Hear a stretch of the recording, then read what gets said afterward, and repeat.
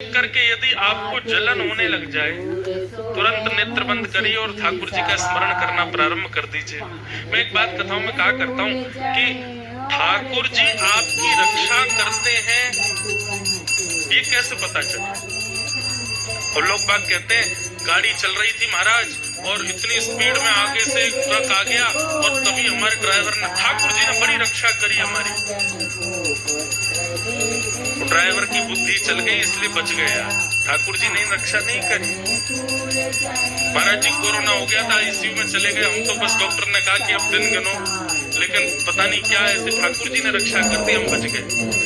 ये जो आप मृत्यु के भय से बचने की बातों पर ठाकुर जी को ले आते ना, ठाकुर जी ने रक्षा की, ये रक्षा नहीं है ठाकुर जी की।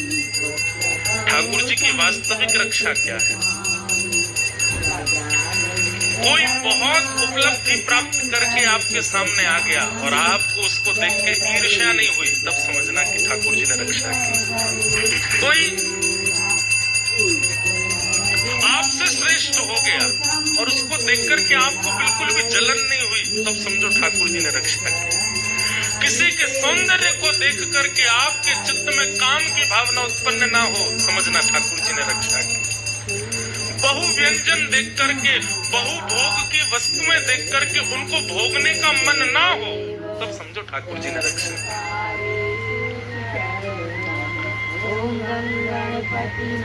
ये वास्तविक रक्षा है। मेरी स्थिति में, मेरे विचार से ये रक्षा है।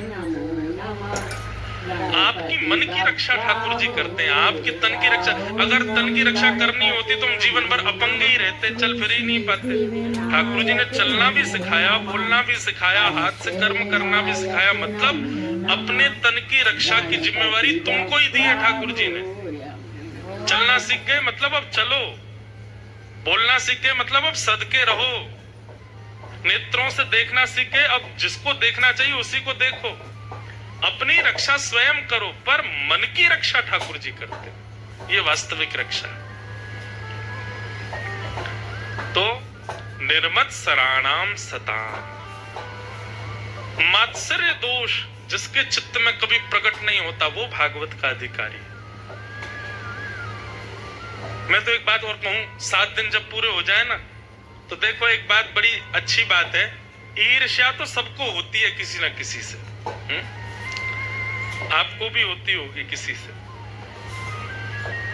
7 दिन जब कथा पूरी हो जाए ना, 7 दिन बाद उस व्यक्ति से मिलने जाना जिससे ईर्ष्या होती है आपको, जिसकी अच्छी कमाई देखी नहीं जाती, जिसका घर नहीं देखा जाता, जिसका रूप नहीं देखा जाता, अरे इतना सुंदर क्यों है ये, जिसके प्रति किंचित भी ईर्ष्या का भाव है ना, कथा सुनने के बाद उससे मिलने जाइएगा। और यदि उसको देख करके ईर्ष्या नष्ट हो गई हो, ईर्ष्या ना हो रही हो, तब बस हृदय पे हाथ रख के प्रसन्न हो जाना, वाह ठाकुर जी आपने रक्षा की हमारी, अब ईर्ष्या नहीं हो रही है, अब हमको प्रिय लग रहा है। ये छोटी छोटी बातें हैं, पर इनके भाव बड़े गूढ़ हैं। तो निर्मत सराणाम सदा कि वैद्यम वास्तवमत्रमस्तु शिवदम तापत्रयोन्मूलनम। तो पहला विषय, दूसरा अधिकारी और तीसरा संबंध। ये बात तो मैं हर कथा में कहता हूं कि ठाकुर जी ही आपके हो सकते हैं, कथा से और कुछ आपको प्राप्त नहीं होगा। कथा कराने से, कथा सुनने से आपके जीवन के कष्ट कम हो जाएंगे? बिल्कुल नहीं होंगे। जितने लिखे हैं उतने तो भोगने पड़ेंगे। कथा कराने से, कथा सुनने से आपके व्यापार में वृद्धि हो जाएगी? नहीं, आपको ही मेहनत करनी पड़ेगी, कथा से कुछ नहीं होगा।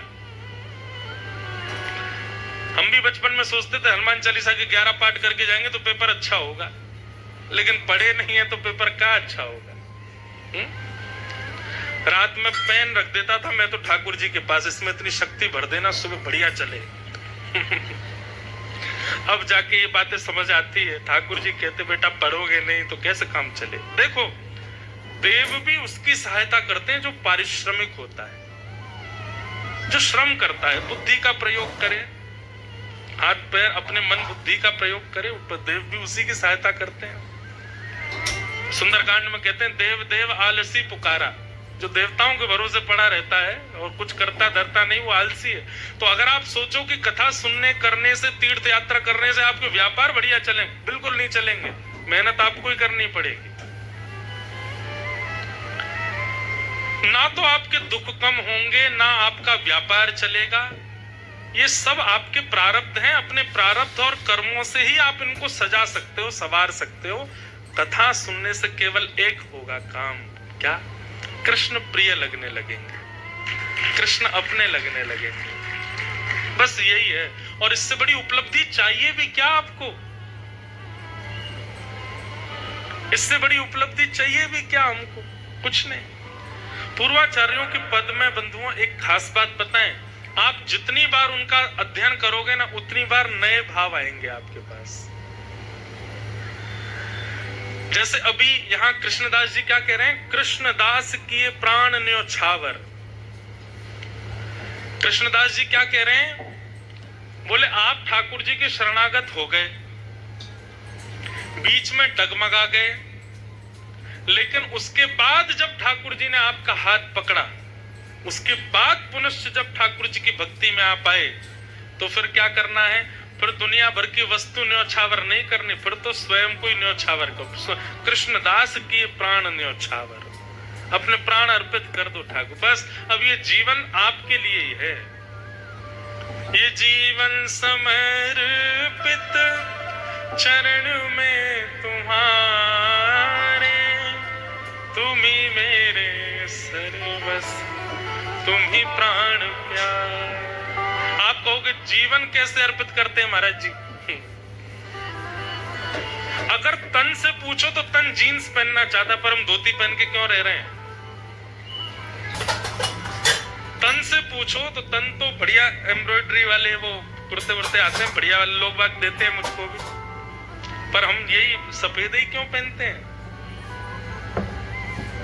तन से पूछो तो तन तो बहुत सारी क्रीम और बहुत सारा श्रृंगार चाहता है। तन से पूछो तो बहुत सारा परफ्यूम चाहता है। ना जाने क्या क्या तन चाहता है, क्या क्या खाना चाहता है, कहां कहां जाना चाहता है, क्या क्या करना चाहता है। पर हम सब छोड़ करके ऐसे भेष में रहते हैं, ये तिलक लगाते हैं, चोटी रखते हैं। बस एक ही काम आता है, क्या? बोले हरी चर्चा करवा लो, इसके अलावा हम किसी काम के नहीं है, इसके अलावा कुछ होगा ही नहीं हमसे। इसको कहते हैं प्राण न्योछावर। बस हम ठाकुर जी के लिए हैं, उसके अतिरिक्त हमसे कोई काम बनेगा नहीं। हनुमान जी महाराज से, हनुमान जी महाराज बलवान नहीं है। हनुमान जी महाराज कोई ऐसे नहीं है कि वो भूत प्रेतों को दूर दूर के मारते हो। पर हाँ, राम जी के लिए यदि करवाओगे तो सब प्रकट हो जाता है। लंका जाना था, जामवंत जी सबसे पूछ रहे थे कौन जाएगा कौन जाएगा, सब लोग बोल रहे थे हम चले तो जाएंगे, वापस नहीं आ पाएंगे, आदि आदि सब बात कह रहे थे। तो जब हनुमान जी से जाके कहा, हनुमान जी कह रहे भगवान मुझ में कहां है इतना बल, मैं कैसे पहुंचूंगा लंका, मेरे पास तो इतनी सामर्थ्य नहीं। तब जब जामवंत जी ने कहा कि अच्छा तो मतलब राम जी के लिए तुम इतना भी नहीं करोगे। जैसे ही राम जी का नाम सुना, सोई महाराज चट्टान की तरफ प्रकट हो गए। बोले मुझे बताइए तो सही, जाना कहां है? रावण को मच्छर की तरह मसल करके आ जाऊंगा मैं। राम काज किए बिन मोह कहां विश्राम। हनुमान जी बलवान है, लेकिन अपने बल को छुपाते हैं। वो बल प्रकट कब होता है? जब राम जी का कार्य हो, उसके अतिरिक्त वो बल नहीं है। हम लोग अपनी योग्यताओं को इसलिए प्रकट करते हैं ताकि हम योग्यवान दिखें, पर भक्त अपनी योग्यता केवल ठाकुर जी के कार्य में प्रकट करता है, उसके अतिरिक्त कहीं नहीं। जड़ भरत जी की कथा आती है भागवत में। अब कथा तो 2-3 दिन बाद आनी चाहिए, पर मैं अभी सुना देता हूं। जड़ भरत जी, पहले भरत उनका नाम, अपने प्रथम जन्म में वो भरत नाम के राजा थे, उन्हीं की वजह से हमारे देश का नाम भारत पड़ा।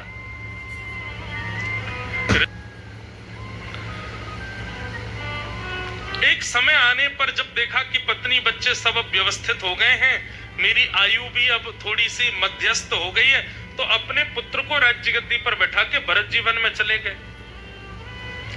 और वन में जाकर के नदी के तट पर बैठ के भगवान का स्मरण भजन तब करने लगे। तभी एक दिन क्या हुआ कि सामने के घाट पर नदी के उस पार एक गर्भवती हिरणी जल पी रही थी और तभी शेर की दहाड़ सुन करके वो हिरणी भयभीत होकर के नदी में कूद गई और उसके बालक ने, शावक ने, मृग शावक ने नदी के बीच में जन्म ले लिया। भाव बहुत तेज था और ये दृश्य भरत जी ने देख लिया। तभी भरत जी ने क्या किया, कूद करके हिरणी को तो नहीं बचा पाए लेकिन उस बालक को निकाल करके लिया, उसको बचा लिया। अब तो उसका पालन पोषण करने लगे, उसको खिलाने पिलाने लगे। ठीक है, ये उनका धर्म था कि उन्होंने एक जीव की जान बचाई, पर अब धीरे धीरे उसकी सेवा करते करते उसमें इतनी ममता हो गई कि अब उसको ही अपने गले से लगा के रहने लगे। भजन कम होने लगा, उसकी चिंता ज्यादा होने लगी। अब उस मृग शावक को लेके घूमते हैं जंगल में। देखो, आसक्ति बड़ी खतरनाक चीज है बंधुओं। पत्नी से निकल गई आसक्ति, बच्चों से निकल गई, अपने राज्य से निकल गई, लेकिन एक हिरण के बालक में चली गई। ये आसक्ति कब कहां चली जाए कुछ पता नहीं। आसक्ति बड़ी खतरनाक वस्तु है। ये तो अच्छी तभी मानो कि ये ठाकुर जी में लग जाए। भरत जी महाराज उस बालक की सेवा पूजा खूब कर सेवा में रहने लगे। अब उसमें इतने आसक्त हो गए कि अब 24 घंटे नेत्रों को वही चाहिए। थोड़ा थोड़ा वो हिरण का बालक बड़ा हुआ, तब एक दिन उसने हिरणों का झुंड देखा। हिरण का झुंड देखते ही वो मृग शावक तो उछलने लगा और भरत जी को छोड़ के जाने लगा। भरत जी को तब भी समझ नहीं आया कि इसका परिवार वही है, मैं क्यों रखा हूं इसको अपने पास। मृग शावक उन हिरणों के साथ चला गया और उसकी याद में व्याकुल भरत जी महाराज रोने लगे। दिन रात उसकी याद करते करते करते एक दिन रुग्ण हो गए, बीमार हो गए और एक दिन भरत जी के प्राण निकल गए। इतनी आसक्ति हो गई थी हिरण के बालक में कि अगले जन्म में फिर वो हिरण ही बने। और ये शास्त्राज्ञा अंते या मति सा गति, अंत में जो मति में होगा अगले जन्म में वही बनोगे आप।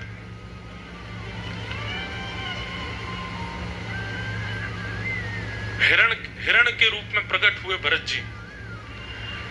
दूसरे रूप में उनको याद था कि मैंने पूर्व जन्म एक हिरण के चक्कर में गवा दिया, तो दूसरे रूप में हिरण के रूप में एक ब्राह्मण को देखते हुए उन्होंने अपने प्राण त्याग दिए, जबरदस्ती नदी में कूद गए। और वही भरत जी जो हिरण बने वो तीसरे जन्म में एक ब्राह्मण के कुल में जन्म उनका हुआ और उनका नाम फिर से भरत रखा गया। भरत जी को अपने पूर्व 2 जन्मों की याद थी कि मैंने 2 जन्म गवा दिए और भगवत प्राप्ति का कोई साधन नहीं अपनाया। अब मैं कितना भी योग्य हो जाऊं लेकिन सबको ऐसा दिखाऊंगा कि मुझे कुछ नहीं आता। और बचपन से ही भरत जी ने अपना निर्माण ऐसा किया कि उनके पिताजी एक दिन गायत्री मंत्र याद करा रहे थे। 6 महीने हो गए और 6 महीने में भरत जी ने ओम याद करके नहीं सुनाया, ओमकार। पिताजी कहते चलो गायत्री सुनाओ, तो बस वहीं अटक जाते। बोले पिताजी पहले ही शब्द भूल गया, क्या था? तब सबने, उनका घर वालों ने ही नाम रख दिया। बोले कि भैया 6 महीने में ओम याद नहीं कर पाया, इतना मूर्ख बालक है हमारे घर का, इसका नाम जड़ भरत रख दो। तो नाम जड़ भरत पड़ गया। अब बात क्या है, भरत जी जानते तो सब थे, भरत जी को आता तो सब था, भरत जी करने में तो सक्षम सब थे, लेकिन संसार के लिए नहीं करना चाहते थे। बोले दो जन्म गवा चुका मैं, अब ये तीसरा जन्म नहीं गवाऊंगा। मेरी जितनी योग्यताएं मेरे पास है मैं सब ठाकुर जी को अर्पित करूंगा और किसी को नहीं। और वही भरत जी महाराज जड़ भरत के रूप में आए और जड़ भरत के रूप में आगे चल करके फिर एक बार रघुगण राजा को उन्होंने ज्ञान उपदेश किया। बड़ी कथा है, पर एक बात है, भक्ति मार्ग में भक्त को चाहिए जो अपनों सुख चाहे हो तो मूर्ख बन के रहो। अगर अपना सुख चाहते हो तो ज्यादा योग्यताएं मत दिखाओ कि देखो मेरी योग्यता, देखो मुझे तो गाना भी आता है, देखो मुझे तो नाचना भी आता है, देखो मुझे तो भोजन बनाना भी आता है। ये सारी योग्यताएं संसार को रिझाने के लिए नहीं, ठाकुर जी को रिझाने के लिए रखो। तो कथा सुनने से एक ही काम होगा, कृष्ण प्रिय लगने लगेंगे। और ये सब जो भाव अभी हम सुन रहे थे, यही है कृष्णदास की प्राण न्योछावर। प्राण न्योछावर मतलब हमारा जीवन केवल कृष्ण के लिए, और कुछ हमसे हो नहीं सकता।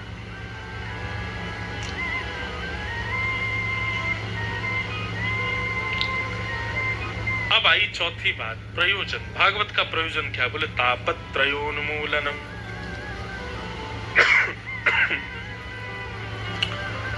तीन प्रकार के तापों का उन्मूलन। बहुत ध्यान से सुनिएगा बंधुओं।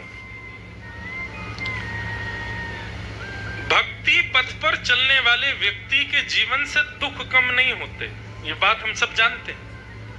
मैं कथा कहता हूं, दुख मेरे जीवन में भी आता। भगवान का 24 घंटे भजन करने वाले के जीवन में भी कष्ट आते हैं, विपत्तियां आती हैं, दुख आते हैं। लेकिन भक्ति के पथ पर चलने से एक फायदा होता है कि दुख तो आते हैं पर असर उतना नहीं होता जितना असर संसार में हो जाता है। संसारी व्यक्ति को तो छोटी छोटी बातों पर असर हो जाता है, लेकिन आध्यात्मिक व्यक्ति को बड़े से बड़े पहाड़ गिरने पर भी असर नहीं होता जाता। इस विषय पर कल भी हम चर्चा कर रहे थे थोड़ी सी। कष्ट तो जीवन में आते हैं, कष्ट तो आएंगे ही, लेकिन भक्ति का पथ ऐसा है कि उसमें कष्टों का अनुभव नहीं होता। अब 4 घंटे एक आसन पर बैठना पीड़ा तो होती है, लेकिन मन बुद्धि चित्त तीनों कथा में इतने भाव से लग जाते हैं कि 4 घंटे एक आसन में बैठने पर भी पीड़ा का अनुभव नहीं होता। होती तो है पर अनुभव नहीं होता। कथा सुनने का विषय ना हो, कहने का विषय ना हो, तो 4 घंटा बैठने में हमारी भी हालत खराब हो जाएगी, पर तो यूं ही बैठेंगे, बार बार आसन हम भी बदलेंगे। लेकिन मन बुद्धि जब कथा में होती है, कोई कथा सुना रहे हो या कथा किसी को हम सुना रहे हो, उस समय देह की स्थिति अपना असर नहीं कर पाती। ऐसा ही भक्ति पथ पर होता है। फिर चाहे आपके जीवन में कितने भी कष्ट आ जाएं, कितनी भी बड़ी आपत्ति विपत्तियां आ जाएं, एक कॉन्सेप्ट लोगों ने गलत पाल लिया है अपने मन में कि नित्य हनुमान चालीसा का पाठ करो, मंगलवार का व्रत करो, सोमवार का व्रत करो, इस दिन ये मंदिर पे जाओ, गणेश जी को दूर्वा चढ़ाओ। इन सब से क्या होता है, जीवन जो है वो इजी हो जाता है, जीवन जो होता है वो फ्लेक्सिबल हो जाता है। गलत सोच रहे हो आप। जीवन इजी या फ्लेक्सिबल नहीं होता है, बस उसका असर होना बंद हो जाता है। जो असर पहला हो रहा था, मैं कथा में कहता हूं, भक्ति क्या है? एनेस्थीसिया का इंजेक्शन है। अगर एक बार लग गया तो सुन्न पड़ जाओगे। ऑपरेशन तो होगा लेकिन दर्द नहीं होगा, खून तो निकलेगा लेकिन दर्द नहीं होगा, पीड़ा नहीं होगी। तो भैया ये दुखालय संसार में दुख तो सबके जीवन में आते हैं, पर भक्ति का मार्ग जिसने अपनाया है, आध्यात्मिक जीवन जो जीता है, उसको अनुभव नहीं होता, अनुभूतियां नहीं होती।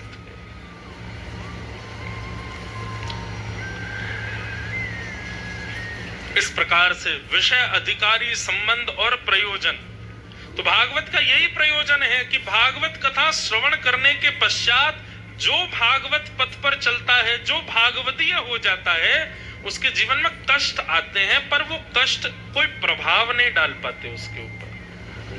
और एक बात कहें बंधुओं,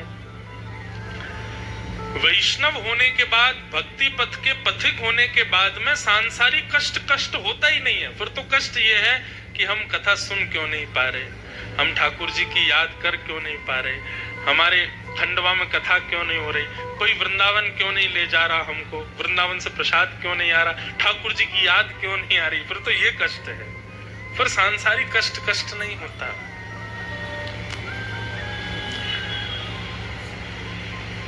इस प्रकार ये 2 श्लोक, प्रथम भागवत, अब तीसरा श्लोक कि निगम कल्पतरोर्गलितं फलं सुखमुखादमृत द्रव संयुतं पिबत भागवतं रसमालयं मुहुर्हो रसिका भुवि भावुका। निगम कल्पतरोर्गलितं फलम, श्रीमद् भागवत वेद रूपी वृक्ष का पका हुआ फल है। यदि आप भागवत को श्रवण करते हैं तो समझो आपने चारों वेदों का श्रवण कर लिया। सुख मुखाद अमृत द्रव संयुतम, सुखदेव जी के मुख लग जाने से अमृत तुल्य श्रीमद् भागवत हो गई है। पिबत भागवतम रसमालयम, इस भागवत की कथा को सुनो मत, पियो। पिबत भागवतम रसमालयम, मोहर हो रसिका भुवि भावुका। पिबत का अर्थ क्या है? पिबत का अर्थ है केवल सुनने तक नहीं, जीवन में तुरंत लागू करें। जो भी हम श्रवण करें उसको तुरंत उतारें अपने जीवन में। पिबत भागवतम रसमालयम, मोहर हो रसिका भुवि भावुका। इस प्रकार श्रीमद् भागवत के तृतीय श्लोक में वक्ता के गुण लक्षण और भागवत को प्रणाम किया गया। ये 3 मंगलाचरण हैं भागवत के। अब यहां से कथा प्रारंभ होती है कि 88,000 सौनकादि ऋषि नैमिषारण्य क्षेत्र में मानवों के कल्याण के लिए यज्ञ कर रहे थे। तभी सूत जी का आगमन हुआ और सूत जी से समस्त सौनकादि ऋषियों ने 6 प्रश्न किए कि किम श्रेय शास्त्र सारः का स्वावतार प्रयोजनम, किम कर्म के अवतारश्च धर्मः कम शरणम गतः। ये 6 प्रश्नों में 6 दिन की कथा है। किम श्रेय, पहला प्रश्न, ठाकुर जी के अवतार का श्रेय किसको जाता है? भक्तों को कि राक्षसों को? रावण के लिए आए थे या सबरी के लिए आए थे? शास्त्र सारः का, इतने शास्त्रों का सार क्या है? स्व अवतार प्रयोजनम, भगवान के अवतार का प्रयोजन क्या है? आते क्यों है भगवान? किम कर्म, भगवान के कर्म क्या है? के अवतारश्च, भगवान के अवतार कितने हैं? और अंतिम प्रश्न, धर्म कम शरणम ब्रज, ठाकुर जी के जाने के पश्चात धर्म किसकी शरण में जाता है? इन 6 प्रश्नों के उत्तर में अब श्री सूत जी महाराज यहाँ से कथा कहना प्रारंभ करते हैं और कथा कहने से पूर्व अपने गुरुदेव को वंदन करते हैं कि यम प्रव्रजन्तमनुपेतमपेत कृत्यम द्वैपायनो विरह कातर आजुहावे, पुत्रेति तन्मयतया तरवोऽभिनेदुः तं सर्वभूत हृदयं मुनिमानतोऽस्मि। एक बात सदैव याद रखना बंधु, क्या जीवन में गुरु का होना बहुत जरूरी है? लोग ये प्रश्न करते हैं पर इस प्रश्न का अर्थ स्वयं नहीं जानते। क्यों? क्योंकि जो पूछते हैं गुरु का होना जरूरी है, वो सोचते हैं कि दीक्षा लेने से ही गुरु होता है। दीक्षा पूर्ण होने पर ही गुरु माने जाएंगे। ये बात बिल्कुल सत्य है कि दीक्षा होनी चाहिए, परंतु दीक्षा से पहले दिशा होनी चाहिए। जिस गुरु से आपने कभी दिशा नहीं ली, उसकी दीक्षा लेके भी कोई फायदा नहीं। ठीक वैसे है कि भाई जिससे विवाह हो उससे प्रेम भी तो होना चाहिए। प्रेम नहीं है और विवाह होगा तो जीवन यापन में दिक्कत होगी। ठीक वैसे ही गुरु से पहले दिशा लो, फिर दीक्षा ग्रहण करो। दिशाहीन व्यक्ति यदि दीक्षा ग्रहण करेगा तो दीक्षा कल्याण नहीं कर पाएगी। दीक्षा विवाह है और दिशा ये प्रेम है। हमसे लोग कहते हैं दीक्षा लेनी है महाराज जी, हम कहते पहले दिशा लो। जो कथा में कहते हैं उसको जीवन में लाना प्रारंभ कर दो, और जब ठाकुर जी कृपा करेंगे दीक्षा भी देंगे। पर अभी तो पहले दिशा ही ले लो, खूब कथाएं सुन लो, दिशा जीवन में ले आओ। गुरु कृपा इसका प्रत्यक्ष अनुभव हमने किया अपने पूर्व के आचार्यों के। जब हम प्रसंग बोलते हैं, चाहे वो सूरदास, कुम्मनदास, तुलसीदास, मीराबाई, इन सब पर गुरु कृपा है। और ये गुरु कृपा दीक्षा की नहीं है, दिशा की है। दीक्षा कृपा जन्य है, पर दिशा पहले है। सूरदास जी से किसी ने पूछा, आपके पास नेत्र तो है नहीं, आप ठाकुर जी को देखते कैसे?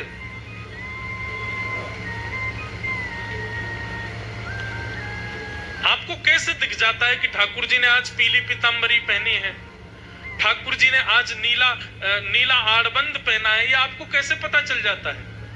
सूरदास जी के गले, ठाकुर जी के गले में मोतियों की माला है, गाल पर सुंदर केसर कुमकुम लगे हैं, ये आपको कैसे दिख जाता है? सूरदास जी, नेत्र तो है नहीं आपके पास।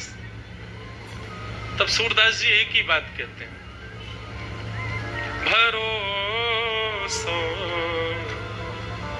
दृढ़ इन चरणन केरो, श्री वल्लभ नख चंद्र छटा बिन, सब जग माही अंधेरो, साधन और नाहिया कली में, जासो होत निवेरो, भरोसो दृढ़ इन चरणन केरो। सूरदास जी कहते हैं, अपने गुरु के चरणों में जो मेरा अटूट विश्वास है, उस विश्वास का ये फल है कि साधन नेत्र मेरे पास नहीं है, लेकिन फिर भी मैं साध्य का दर्शन कर लेता हूं। और यहां हमको भगवान ने सर्वगुण संपन्न बना के भेजा, फिर भी हम ठाकुर जी का वो दर्शन नहीं कर पाते। गुरु की आज्ञा के प्रति अटूट विश्वास ये आवश्यक है। गुरु का केवल हमारे जीवन में होना, इससे काम नहीं बनेगा जब तक उसकी वाणी पर विश्वास नहीं होगा। महाराज पीपा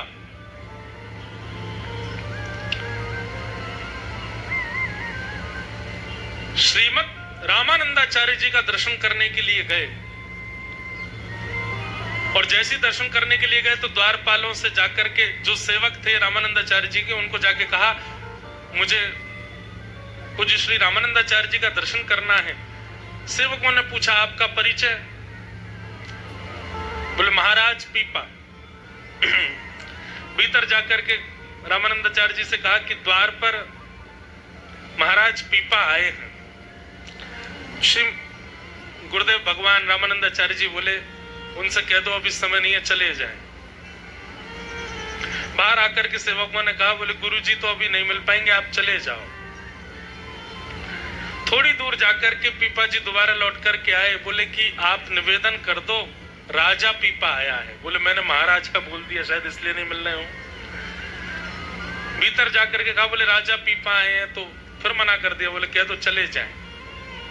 अंत में पीपा जी समझ गए, बोले कि ये उपाधियां और अपने ऊपर इतनी श्रेष्ठताएं लेकर के जाऊंगा, गुरु कृपा नहीं होगी। जाकर के निवेदन करते हुए कहा, बोले आप अपने सेवकों को भी छोड़ आए दूर, अकेले राजा आए और आकर के बोले कि आप महाराज जी से जाके प्रार्थना करके कह दो, द्वार पर दास पीपा आया है। भीतर जाकर के जब कहा तो श्री रामानंदाचार्य जी बोले, अच्छा चतुराई, पहले तो महाराजा था, अब दास हो गया, मुझसे मिलने के लिए नाम के आगे की उपाधि बदल दी। इतना ही दासत्व है तो उसको जाकर के आज्ञा कर दो, सामने कुआं है उसमें कूद जाए। गुरु आज्ञा है, मानो। सेवकों ने बाहर जाके कहा, बोले कि दास पीपा जी, गुरुदेव ने आज्ञा की है, पीछे कुआं है उसमें कूद जाओ। सुनते ही ऐसा नहीं विचार किया हो या दोबारा पूछा हो, अच्छा इसमें कूदना है? नहीं नहीं नहीं, जैसे ही कहा कि गुरुदेव ने आज्ञा की कूद जाओ, तुरंत पीपा जी दौड़े और बस कुएं में गिरने ही वाले थे, बस प्राण निकलने को ही थे। उसी समय श्री रामानंदाचार्य जी आ गए और आकर के पीपा जी को रोक दिया। ऐसा विश्वास है हमारे भीतर? नहीं है। और फिर हम प्रश्न करते हैं जीवन में गुरु होना चाहिए।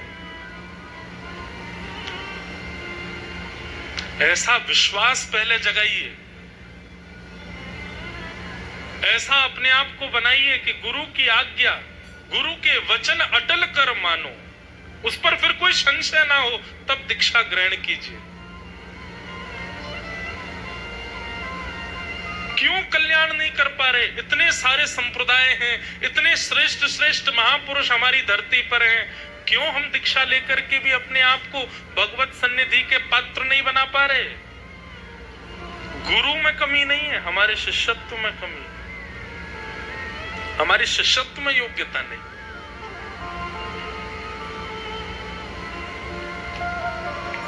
ऐसे गुरु जीवन में हो।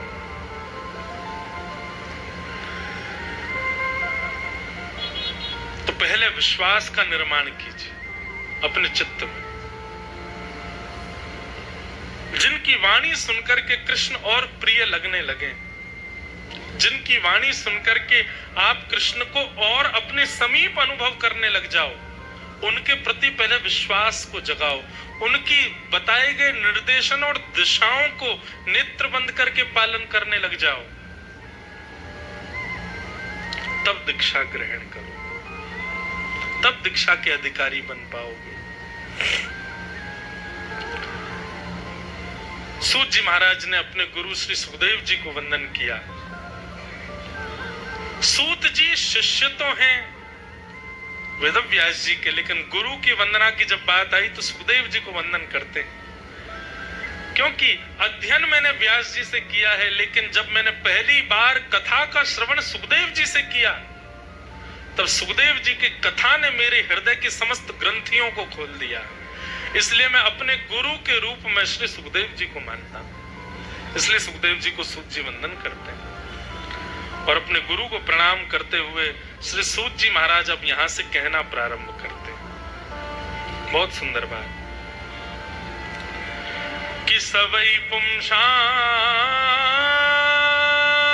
परो धर्मो यतो भक्ति अदोक्षजे अहैतुक्य प्रतिहता येनात्मा संप्रसीदति। बहुत सुंदर बात सूत जी कहते हैं, सवै पुंसां परो धर्मो यतो भक्तिर अदोक्षजे।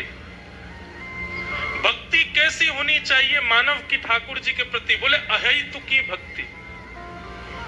अहेतुकी भक्ति किसे कहते हैं? कुछ हो जाए लेकिन ठाकुर जी का त्याग ना कर पाए। चैतन्य महाप्रभु के अति प्रिय श्री हरिदास ठाकुर यवनों ने उनके समस्त वस्त्र उतार दिए और बीच बाजार में खड़े होकर के कोड़े बरसाए उनके ऊपर। वर्णन आता है जितनी तेजी से वो ठाकुर जी को पुकारते थे, अगर कोई यवन चलता चलता थोड़ा धीरे भी कर देता ना, तो हरिदास ठाकुर उसकी ओर देख के कहते, ऐसा मत कीजिए, थोड़ा और जोर लगाइए ताकि और स्वर निकले ठाकुर जी के नाम का। ऐसे हरिदास ठाकुर, इसे कहते हैं अहेतुकी भक्ति। और हमारी भक्ति कैसी है? हम जैसा चाहते हैं वैसा एक दिन भी यदि हमारे साथ नहीं हो, दूसरे दिन से फिर दौड़ने लग जाते हैं, कोई और भगवान लाओ घर में, इनसे काम चल नहीं रहा हमारा, इस शंकर जी से काम बन नहीं रहा है, अब अभी हनुमान जी को पूजना प्रारंभ करो। आजकल ट्रेंडिंग वैसे भी हनुमान जी की ज्यादा चल रही है।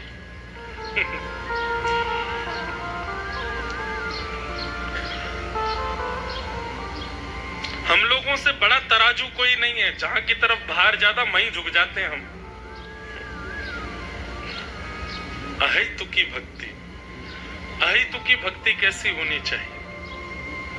चाहे कुछ हो जाए जीवन में, लेकिन आपका विश्वास ना डगमगाए ठाकुर जी के प्रति। ठाकुर जी सदा प्रिय लगे, ठाकुर जी का भाव प्रिय लगे, चाहे कुछ हो जाए जीवन में, पर कभी भगवत विस्मृति ना हो चित्त में।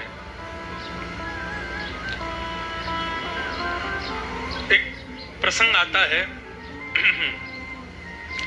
राजस्थान के एक भक्त हुए, और कैसे भक्त थे? काले खां, म्लेच्छ थे। उनका प्रसंग मैं कभी कभी सुनाया करता हूं। तो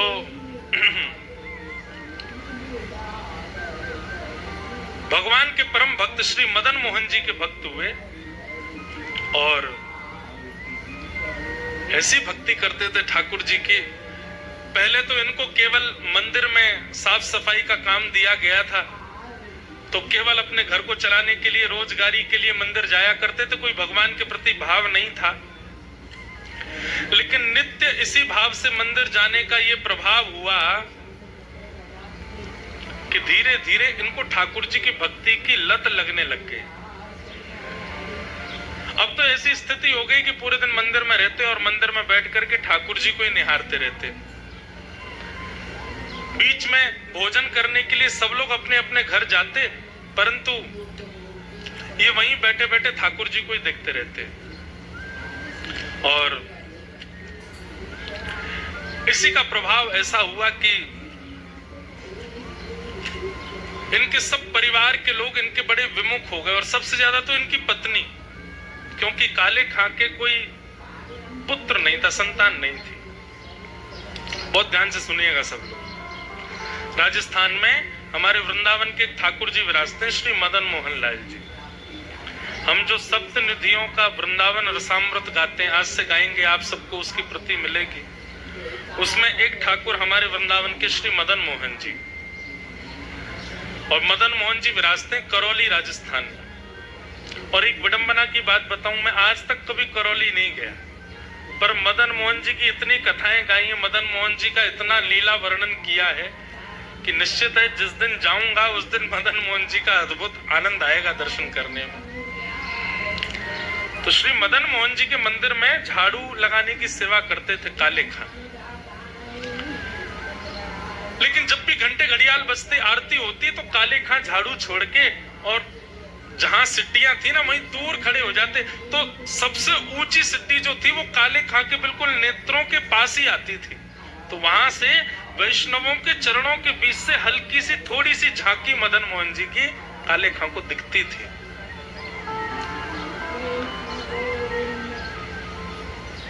बिना भाव के ही काले खां देखता था, लेकिन धीरे धीरे वो भाव सृजित हो गया। बंधुओं, ये बात निश्चित है कि आपके चित्त में ठाकुर जी के प्रति भाव उत्पन्न हुआ है ना, तो ये आपका भाव नहीं है, ठाकुर जी का भाव आपके प्रति उत्पन्न हुआ है। सबका नहीं उत्पन्न होता ठाकुर जी के प्रति।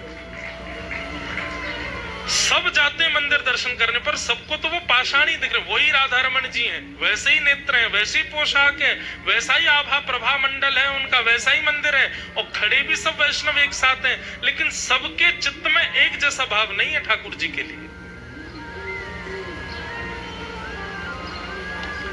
लाखों लोग दर्शन करते हैं, पर मीरा जैसा भाव थोड़ी है। मीरा को जो दर्शन होता है वो अलग है। तो इसका ये बात प्रमाणित है कि जब ठाकुर जी एक ही हैं, दर्शन करने वाले इतने हैं, तो फिर सबको अलग अलग क्यों?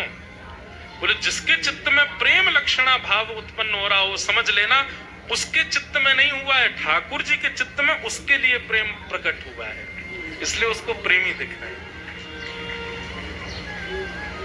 कभी श्री राधा रमन जी का दर्शन करो, राधा वल्लभ जी जाओ, बिहारी जी जाओ, और दर्शन करते समय दर्शन हो गए।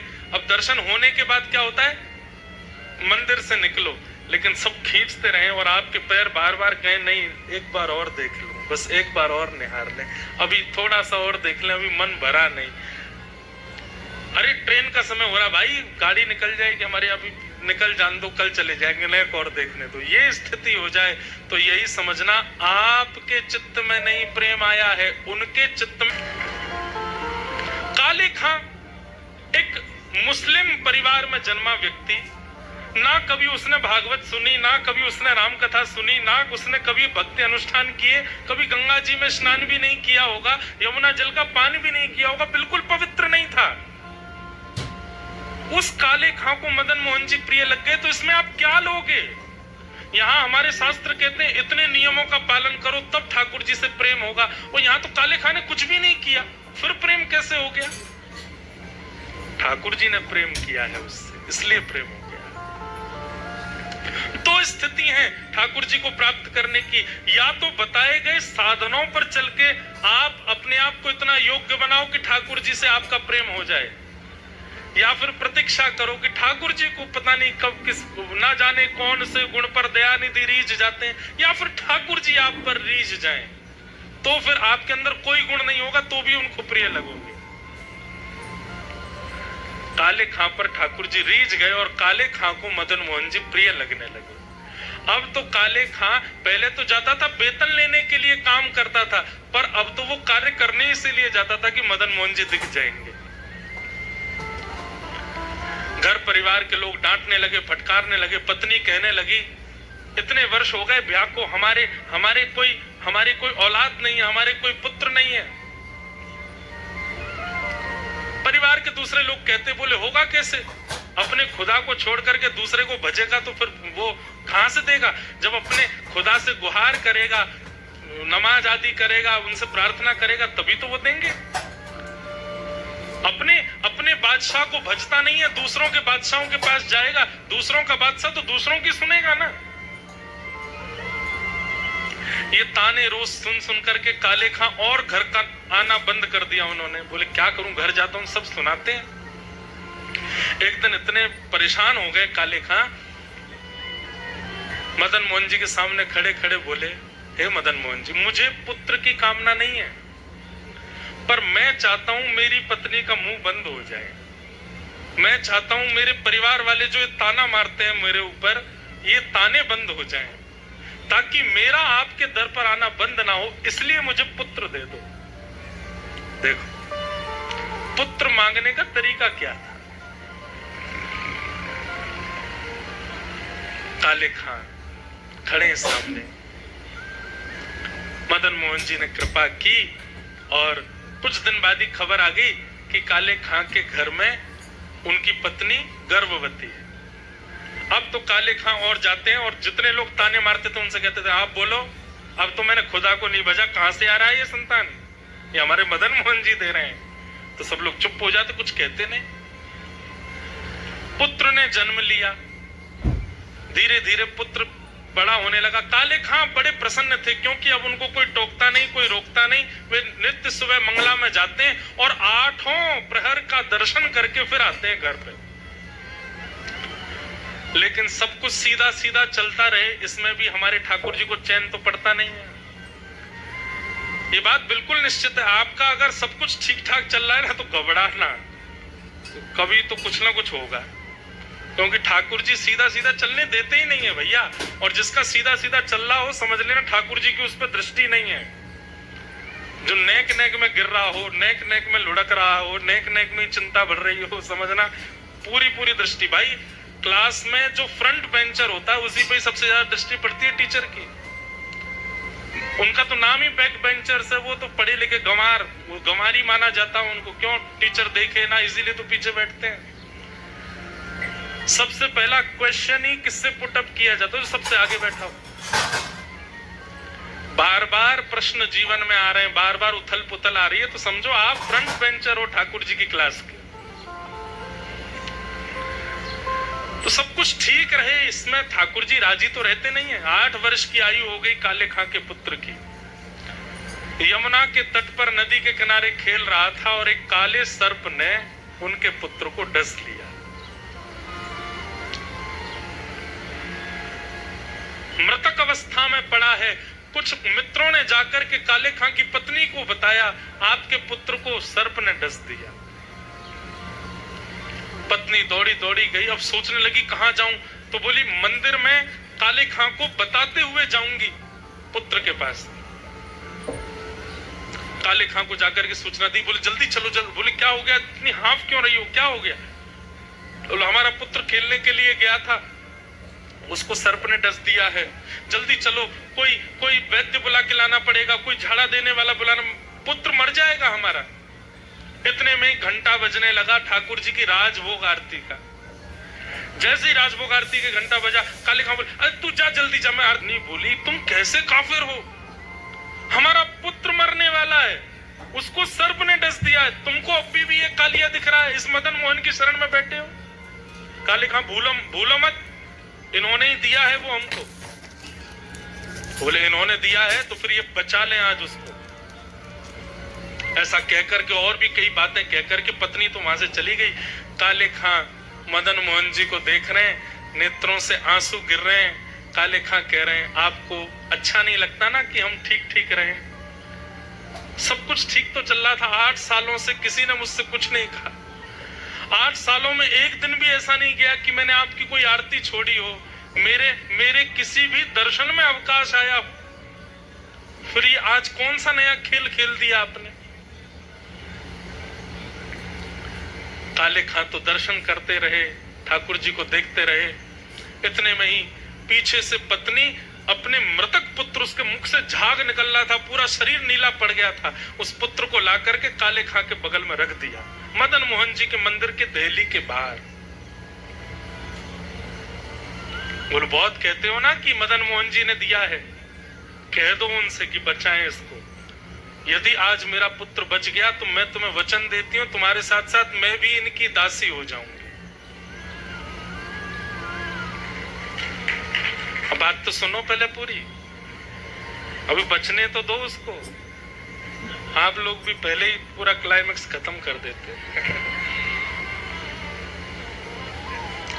काले खां सामने खड़े हैं। बंधुओं, काले खां की भक्ति में एक बात देखी, उसने कभी भी अपने लिए कुछ नहीं कहा ठाकुर जी से।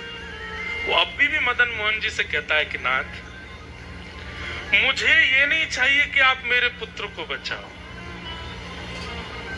मैं बस ये चाहता हूं कि आप मुझसे छूटो, ऐसा कुछ भी मेरे साथ ना हो।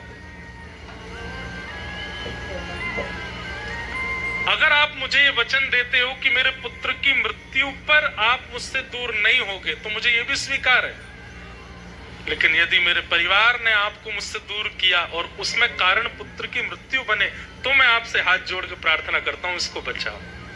मैं इसके बिना रह सकता हूं, परिवार के बिना रह सकता हूं, लेकिन आपके बिना नहीं रह सकता, और मेरा परिवार मुझे आपके संग रहने नहीं देगा। तब आज भी मदन मोहन जी के मंदिर में ये पंक्ति गाई जाती है कभी कभी आरती के बाद। उर्दू के अल्फाज हैं काले खां के। आज तक कभी मंदिर में नहीं गया है, दिल्ली पे से ही दर्शन करता है ठाकुर जी का। मुसफ़्फ़क़ सफ़ीक रफ़ीक दिल दोस्त मेरे, अपने पुत्र के शव के सामने मदन मोहन जी से काले खां कह रहा है, मेरी नजदीकी हकीकी ख्याल कीजिए, मेहरबान कदरदान आला तू जहान बीच, मुझसे गरीबों का गुनाह माफ कीजिए। काले बेकरार खड़ा तेरे दरबार बीच, नंद के कुमार जरा गौर अब कीजिए। हिंदुओं के नाथ तो हमारा कोई दावा नहीं, जगत के हो नाथ तो हमारी सुध लीजिए, जगत के हो नाथ तो हमारी सुध लीजिए। कारे बेकरार खड़ा द्वार तेरे, नंद के कुमार अब गौर कुछ कीजिए। हिंदुओं के नाथ हो तो हमारा कोई दावा नहीं, अगर आप केवल हिंदुओं के नाथ हो तब तो हम पर कृपा होनी असंभव है। पर मैंने तो सुना है दुनिया के लोग आपको जगन्नाथ बुलाते हैं, आप जग के नाथ हो। हिंदुओं के नाथ तो हमारा कोई दावा नहीं, पर हो जगत के नाथ तो हमारी सुध लीजिए। काले खां ने ये पंक्ति जैसे ही पूर्ण की, पूर्ण करते ही देखा कि काले खां के हाथ को पकड़ा उसका पुत्र बगल में खड़ा है। काले खां ने जैसे ही देखा अपने पुत्र को, पुत्र कहने लगा, पिताजी वो कहाँ है? बोले कौन? बोले जिसने आकर के मुझको उठाया, जो मुझसे अभी वचन देके गया कि तू उठ जा, मैं तेरे साथ खेलूंगा। मैं लेट रहा था, मैं कह रहा था नहीं मुझे तो सोना है, मैं तो जा रहा हूं, मुझे नहीं आना वापस, लेकिन वो मुझे वचन देके गया कि तू अगर कहाँ है। काले खां बोला किसकी बात कर रहे हो? बोले सांवला सा था, उसमें से चंदन की सुगंधी आ रही थी, कटाक्ष नेत्र थे। पिताजी नेत्र कोई देख ले तो ऐसा लगे कि ऐसे नेत्र दुनिया में किसी के नहीं, ऐसी सुंदर मुस्कान थी। पिताजी वो कहाँ है? काले खां ने अपने पुत्र को गोद में उठाया और कहा सामने देख। जैसे ही मदन मोहन जी को देखा, 8 वर्ष के पुत्र के नेत्र भी सजल हो गए। हाँ पिताजी यही तो आए थे मेरे पास, यही तो मुझे उठा के लाए। काले खां का पूरा परिवार नतमस्तक हो गया श्री मदन मोहन जी के चरणों में। बोल मदन मोहन लाल की जय। इसे कहते हैं अहेतुकी भक्ति। ये सुनने में जितना सुख दे रही है, ये सुनने में जितना आनंदित कर रही है, घटनाक्रम घटने में उतना ही कठिन है। इसका आप अंदाजा लगा के देखिए, ये जिसके साथ घट रही है, भगवान ना करे हमारे साथ ऐसा कभी हो, लेकिन ये घटनाक्रम जिस पर घटा उसके लिए बहुत मुश्किल है। लेकिन ऐसी मुश्किल परिस्थिति में भी ठाकुर जी के प्रति विश्वास का ना डगमगाना, इसको कहते हैं अहेतुकी भक्ति। क्या हमारी भक्ति इस स्तर की है? नहीं। माफ कीजिएगा, हम अभी उस स्तर पर आए ही नहीं। और इस स्तर पर ना आने का मतलब ये नहीं कि हमने साधन नहीं किया, हमने कथा नहीं सुनी, हमने भक्ति नहीं की। मैं फिर कहूंगा, इस स्तर की भक्ति हमारे चाहने से होगी ही नहीं। राधा रमन जी जब हमसे प्रेम करेंगे तभी हो पाएगी। कि दुनिया में चाहे कुछ हो जाए, हमारे चित्त पर उसका कोई प्रभाव ना पड़े। उस स्तर की भक्ति तो तभी हो सकती है। मीराबाई के पति की मृत्यु जिस दिन हुई, सब रो रहे थे, पर मीराबाई शांत। उस दिन 16 श्रृंगार करके बैठी थी, उन पर उसका कोई असर नहीं था, उनका उस पर कोई प्रभाव नहीं था, तब भी कृष्ण भक्ति को त्यागा नहीं। अरे कहां तक बताएं, इन स्थितियों पर, जिन स्थितियों पर हमारी भक्ति डगमगा जाती है, हमारी भक्ति में लेश आ जाता है, प्रश्न चिन्ह प्रकट हो जाता है ठाकुर जी के प्रति हमारे चित्त में। ये बात दावा करती है कि अभी हमारी भक्ति स्तरीय नहीं है।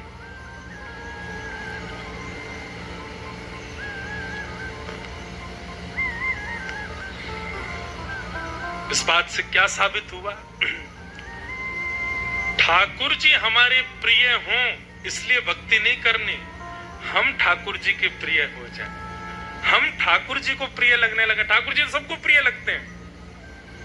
रावण की बहन शूर्पणखा को भगवान इतने बढ़िया लगे, राम जी इतने बढ़िया लगे, ब्याह घर में पहुंच गई उनसे। कंस ने भी जब पहली बार श्री कृष्ण को देखा तो श्री कृष्ण को देख के भयभीत तो हुआ, लेकिन मन में सोचने लगा इतना कोमल, इतना सुंदर बालक है, मुझे मारेगा। राम जी को पहली बार रावण ने जब देखा तो राम जी की कोमलता देख करके रावण के मन में भी 2 क्षण के लिए चिंतन हुआ कि ये 14 वर्ष वन में रहे कैसे होंगे, इतने कोमल। उनका स्वरूप ऐसा है कि उनसे तो प्रेम कोई भी कर सकता है। पर मैं बार बार इस बात को कथाओं में कहता हूं, भक्ति इसलिए नहीं करनी कि हम ठाकुर जी से प्रेम करें, क्योंकि वो तो सब करते हैं। भक्ति इसलिए करनी है ताकि हमारा निर्माण ऐसा हो कि ठाकुर जी को हम प्रिय लगे, हम प्यारे लगे।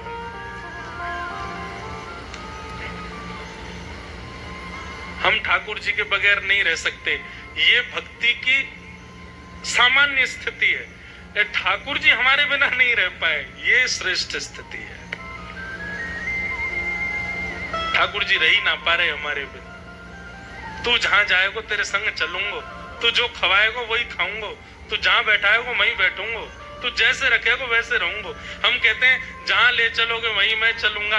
ये भक्ति की प्रारंभ स्थिति है, लेकिन ये स्थिति इस स्तर पर पहुंच जाए कि ठाकुर जी हमसे कहें जहां तू ले चलेगो वहीं चलूंगो, जहां बैठा देगो वहीं रहूंगो, जैसे रखेगो वैसे रहूंगो।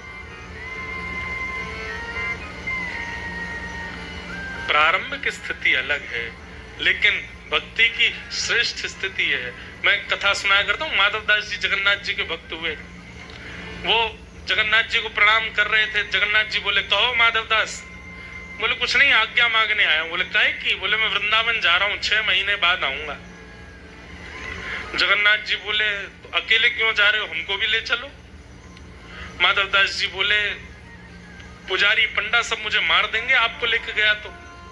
जगन्नाथपुरी में इतने लाखों वैष्णव दर्शन करने के लिए आते हैं, सब आपको निहारने आते हैं। अब मैं आपको वृंदावन ले जाऊंगा, कितने वैष्णवों का दर्शन छूट जाएगा। और दूसरा, आपको इतनी भूख लगती है, रास्ता भर में आपके 8-8 बार भोग लगाने की सामर्थ्य मेरी तो नहीं है। हम तो 3-3 दिन भूखे रह के रह लेंगे, और वृंदावन बहुत दूर है, यहाँ से पहुंचने में 1.5-2 महीना लगेगा। आपको कहां कहां लिए घूमूंगा मैं, आप यहीं रहो पुरी में, मैं होके आता हूँ। तो बंधुओं कहते हैं कि जैसे माधवदास जी मंदिर से बाहर आए और एक बार पुनः मुड़ करके जब जगन्नाथ जी को देखा, तो श्री जगन्नाथ जी के नेत्रों से आंसू गिर रहे थे। और जगन्नाथ जी व्याकुल होके कह रहे थे माधव तेरे बिना मैं कैसे रहूंगो, तू चलो जाएगो 6 महीना जगन्नाथपुरी में कैसे निर्वहन करूंगो। इसे कहते हैं भक्ति की श्रेष्ठता, कि हम उनके अधीन हैं, ये तो है ही, पर वो भी हमारे अधीन हो जाए, नहीं रह पाए तुम्हारे बिना। और वही हुआ। माधवदास जी जब चले गए तो माधवदास जी को बड़ी भूख लगने लगी, इतनी जोर की भूख लगी। माधवदास जी बोले मैं तो 3-3 दिन तक अपनी भूख जीत लेता हूं, लेकिन आज इतनी जोर की भूख क्यों लग रही है। तभी एक के घर में पहुंच गए, मैया से जाके बोले माता जी घर में जो पड़ा हो हमको दे दो, भूख लगी है बहुत जोर की। माता जी ने थाली लगा करके दी। माधवदास जी जल्दी जल्दी पाने लगे। माता जी बोली अरे माधवदास जी आप बड़े निर्दयी हो। माधवदास जी बोले क्यों? अकेले खाते जा रहे हो, ये इतना छोटा सा नन्हा सा बालक आपके बगल में बैठा, इतना प्यारा सा बालक बैठा, इसको क्यों नहीं पवा रहे हो। माधवदास जी तुरंत रुक गए, बगल में देखा तो कोई था ही नहीं। बोले मैया किसकी बात कर रही हूँ, मैं तो अकेला हूँ, यहाँ कोई आया ही नहीं मेरे साथ। मैया बोली आंख धो के आओ, देख नहीं रहे हो बगल में नन्हा सा बालक बैठा है, ऐसे सुंदर नेत्र, ऐसी सुंदर मुस्कान, दतुइयां दिख रही हैं इसकी। मुझे तो ये लग रहा है जरूर ये बालक तुम कहीं से चुरा के लाए हो। इतना कोमल बालक कोई माँ कैसे दे सकती है किसी को। माधवदास जी ने नेत्र बंद किए और जैसे जगन्नाथ जी का स्मरण किया तो बालक के रूप में जगन्नाथ जी का ही दर्शन हुआ। माधवदास जी बोले तभी मैं कहूं मुझे इतनी भूख क्यों लग रही है। भूख मुझे नहीं लग रही है, मेरे चित्त में जगन्नाथ जी बैठ के आ गए, उनको लग रही थी, इसलिए मैं भोजन कर रहा हूं। जो माधवदास जी 1.5 महीने में वृंदावन पहुंचने वाले थे, 3 महीना में पहुंचे। क्यों? दिन में 8 बार भोजन करते थे, क्योंकि ठाकुर जी चित्त में बैठ के चल रहे हैं ना संग में, और ठाकुर जी तो 8 बार भोजन चाहिए। अब तो बार बार माधवदास जी कहते ठाकुर जी नेक रुक जाओ, बस कछू तो चलन दो मुंह को। चित्त में बैठ करके ठाकुर जी आ गए। ये भक्ति की प्रधानता। माधवदास जी वृंदावन पहुंचे तो वृंदावन पहुंचते ही यमुना जी के तट पर फिर से भूख लगी। अब माधवदास जी बोले अब तो वृंदावन आ गए, अब तो डट जाओ, 56 भोग पवा दूंगा, काय को भूख लग रही है आपको। मन ही मन ठाकुर जी कहने लगे जल्दी पवा, मुंह को भूख लग रही है। तो माधवदास जी को कुछ नहीं दिखा तो कहीं चने बिक रहे थे, माधवदास जी ने लेकर के चने पा लिए। अब चने पाने के बाद यमुना जल पी करके माधवदास जी वृंदावन बिहारी लाल बांके बिहारी जी का दर्शन करने के लिए निधिवन राज में गए। जैसे निधिवन राज में पहुंचे, कुंज के भीतर से स्वामी श्री हरदास जी निकल करके आए, दर्शनार्थी बैठे थे।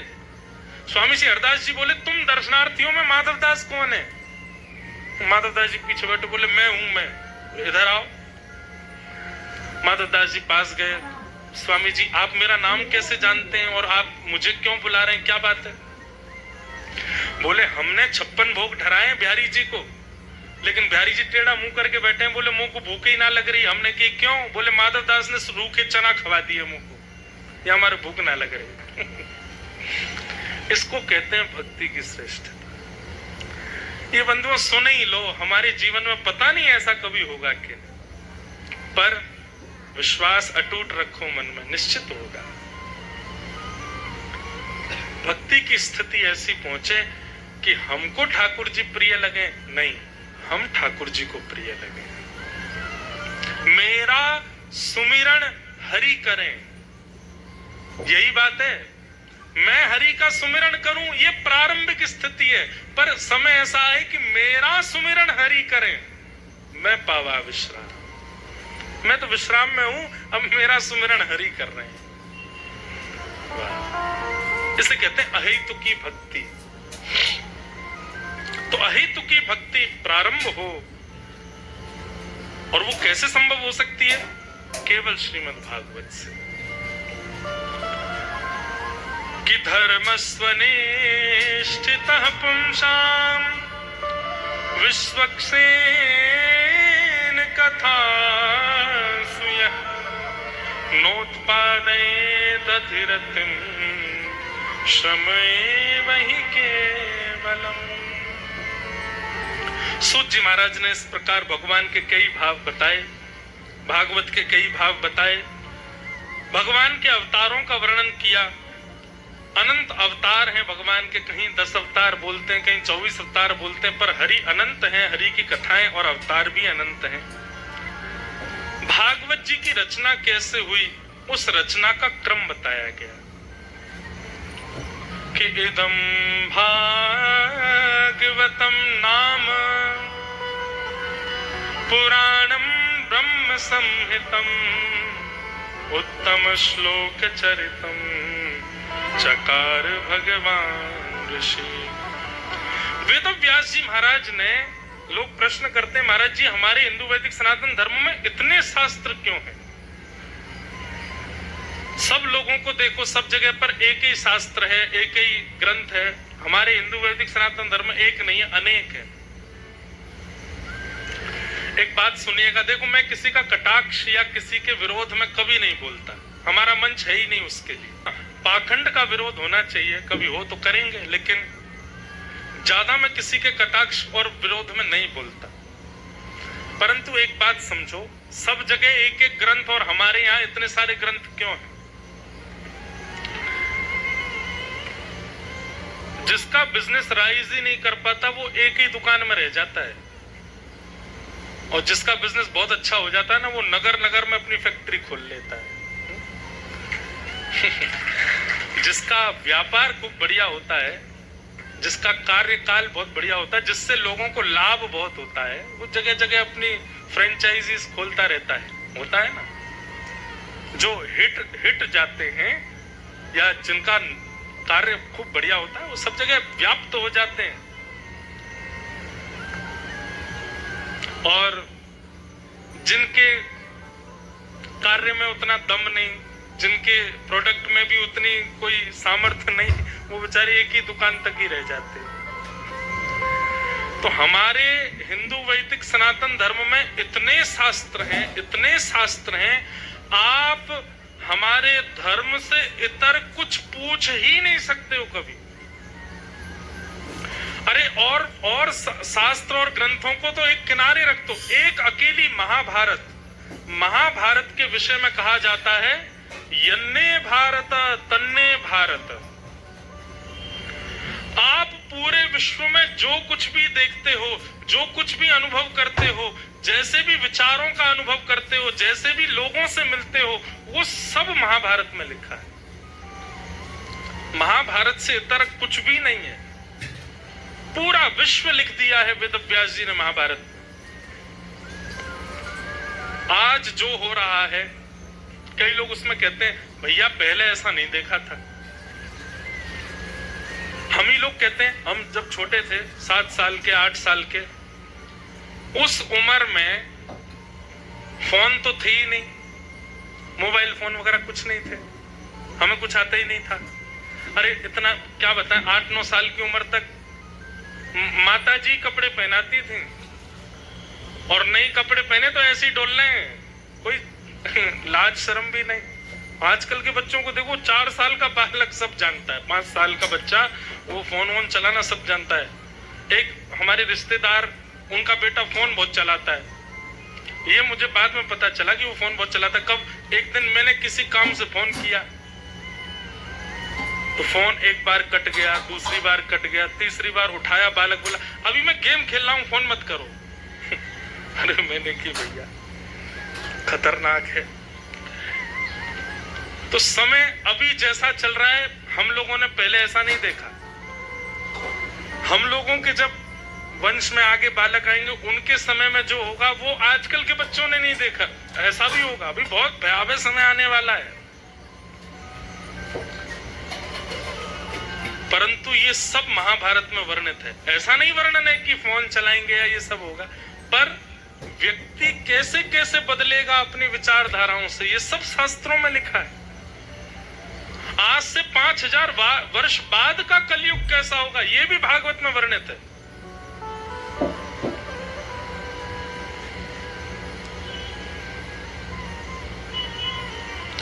मांस खाने के इतने आदी हो जाएगा मानव, बहुत ध्यान से सुनना, हम लोग बहुत सही समय पे निपट जाएंगे संसार से। हम लोग बहुत सही समय पे आ गए और बहुत बढ़िया है। अभी 30, 40, 50 साल में हम सब की छुट्टी हो जाएगी। बढ़िया, ऐसे कर्म करके जाना, दोबारा नहीं आना पड़े, क्योंकअब के गए और फिर दोबारा आए तो बहुत विचित्र संसार होगा उस समय। इसलिए अब इतना भजन करके जाना कि आना ही नहीं है यहाँ पे। अब सुनो, 5000 वर्ष बाद का कलयुग कैसा होगा। लोग मांस खाने के इतने आदी हो जाएंगे, मदिरा पान आदि के इतने आदी हो जाएंगे कि संसार से जीव जंतु तो खत्म हो ही जाएंगे, जीव नहीं बचेंगे, लेकिन मांस खाने की और व्यसन करने की ललक ये पूर्ण कैसे हो। तो फिर इस बात पर भी विवाद हुआ करेगा कि जब व्यक्ति मरणासन अवस्था में आ जाए, मतलब कि मरने की स्थिति में आ जाए, तो उसका दाह संस्कार या उसका कोई और संस्कार ना करके उसके घर के परिवार के लोग ही उसको जाकर के बड़े बड़े रेस्टोरेंट में बेच आएंगे। ये होगा कलयुग।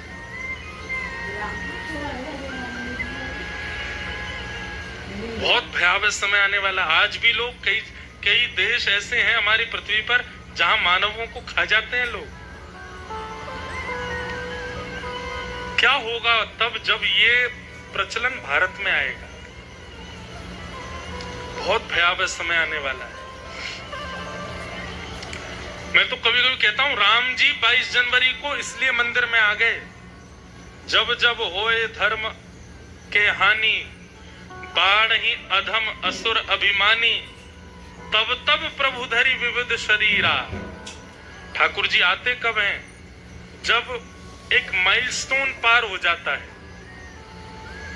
तब ठाकुर जी का आगमन होता है। राम जी 500 वर्ष की प्रतीक्षा के बाद पधारे हैं। ये बहुत आनंद का विषय है, लेकिन एक प्रकार से ये चिंता का विषय भी है। किस लिए? कि भैया आप भजन बढ़ाओ, वजन घटाओ, भजन बढ़ाओ। और भजन किस भाव से बढ़ाओ? राम जी ने आकर के ये बात बता दी है कि अब 100-150 वर्ष का भजन और बचा है। 100-200 वर्ष तक ही अब भक्ति वक्ति चलेंगी, कथा वथा चलेंगी, उसके बाद घनघोर कलिकाल आएगा। इसीलिए ठाकुर जी पहले ही आके बैठ गए। इसलिए भजन बढ़ाओ, खूब ठाकुर जी का भजन।